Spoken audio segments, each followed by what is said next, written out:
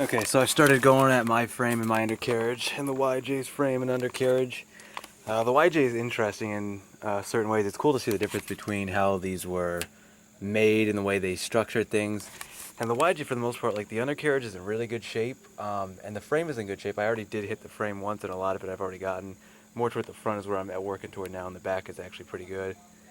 But the YJ about that is like, it's funny. It's like it's really good in some areas, and then in other areas it's like pretty bad. Not like deadly bad, but like it's funny to see, like, you know, it's like good, and then, oh, how did this happen in this one spot? You know what I mean? So the YJ is interesting, but keeping up with mine, it's actually good in a lot of spots. Like I said, the POR-15, when I went over that last video, has held up really well. And I talked about everything I'm going to do this time when I'm going through it to coat it again. And one of the biggest projects are these, because these are going to be on the outside. Honestly, everything, I mean, I got like, let's see, I got that right there. This little strip right here is like the worst spot, to be quite clear, with the undercarriage. It's definitely the worst spot. Now I got this on the outside here, and a while back there was this shit on my road, and a lot of it got kicked up. You can see there. You can see the black spots right there. A lot of it's gotten kicked up, and it's coming off. And what I actually found was working best is, this is clean again. This is the stuff I used to clean my airbrush and a few of my other brushes that I saved, like when I did the bed liner and other stuff like that. And I've been putting it on a rag, and like I can't even believe it. Like, I had a black spot since I picked this Jeep up that I could not get. I used a couple things, I just could not get it off. Well, let's see if I can, got that spot right there. I can, look at that, it's like taking it right off. Like, I don't know how safe this stuff would be on your paint, because it is a paint remover. So this probably isn't good. Like, if you have a brand new Jeep and you have stuff on it, I probably wouldn't tell you to recommend. You probably want to read the instructions or directions, see what's in here.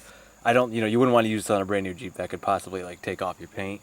But for me, it's like, look at this Jeep. When you look, you can't see with the camera too, but when you look close enough, you'll see you got scratches, you got wear and tear, you got paint faded, you got shit everywhere. So for me, it's not a big deal. And I'm sitting here and I'm like, I can't believe this stuff is actually working this well. It's taken off some of the over stuff I had from the bed liner. Like, it's coming right off. Some of the parts where the brushes came off, it's taken off this crap over here, and it's taken off some of this stuff that I didn't even know was ever going to come off unless I repaint it. You know what I mean? So I'm like, wow, this stuff is working really good. So clean again, good stuff. I would actually order another thing of this if I run out. Definitely, it's proven to be very multi-useful.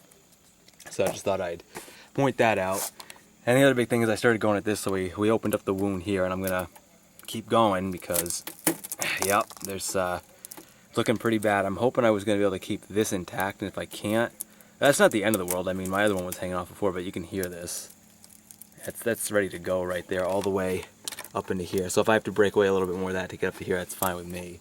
But I'm gonna finish cleaning the rest of this with this. I can't believe how well this is working. So I had to put that down and grab my camera just to show this off, just how well it's taking shit off of here with like minimal effort. You know what I mean? It's just a rag, and I'm just going at it, and it's coming off very well.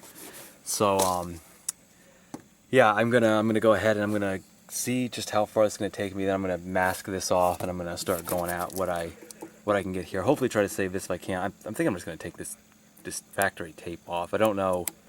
There's no point to keeping it on anymore. It's on there pretty good, but yeah. I mean, it's supposed to. The idea was supposed to keep it from getting shit in here, but I think that kind of backfired somehow. Either way, I'm gonna keep working at this. I think, yeah, the other side's actually worse, but this side might be more decayed. You know what I mean?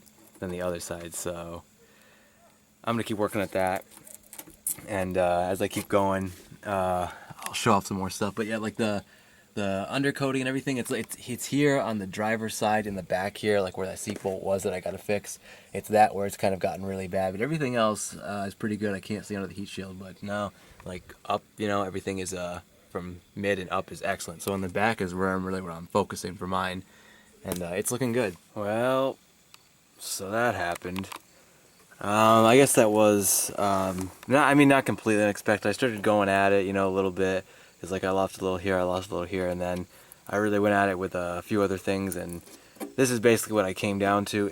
I still need to I need to go up here a little bit more, because now that I've already made this commitment, it's like, well, I want to get this all. So luckily this is all pretty good, so it at least held together here. That's nice. At least I can ask for that. I lost the bolt to hold in something here, but honestly they didn't hold in that well to begin with, so I'm not really that picky.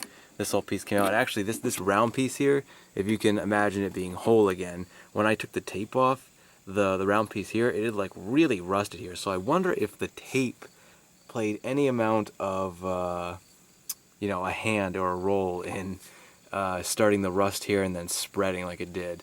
I mean, once it starts somewhere, it's not good, but I wonder if the tape like caught condensation. I'm wondering that now, because I'll show you the other side, which isn't as bad, luckily.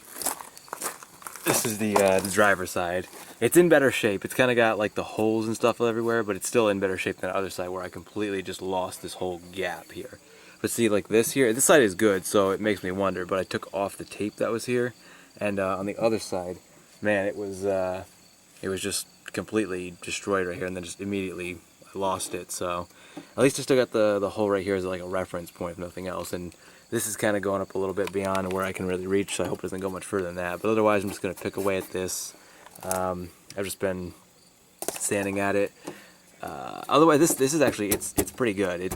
I don't think I'm going to lose any more of this. I want to take away, I'm going to cut away a little bit of this, but most of it isn't like so rusty that it needs to go. It's decent enough to the point where I can POR-15 this and save this. So this side is actually looking a lot better than the other side. And this side is what I'm about to do right now. And I'm going to take those files right there, and I'm going to go ahead and I'm going to smooth all this out and see if I can get up any further over here, how far this will go. Hopefully not to exceed the mapped out area I had there.